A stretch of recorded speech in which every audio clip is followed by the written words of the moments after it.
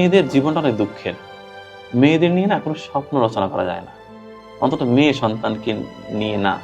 কেননা মেয়েরা আসলে তার জীবনের কোনো কুল কখনোই ঠিক রাখতে পারে না।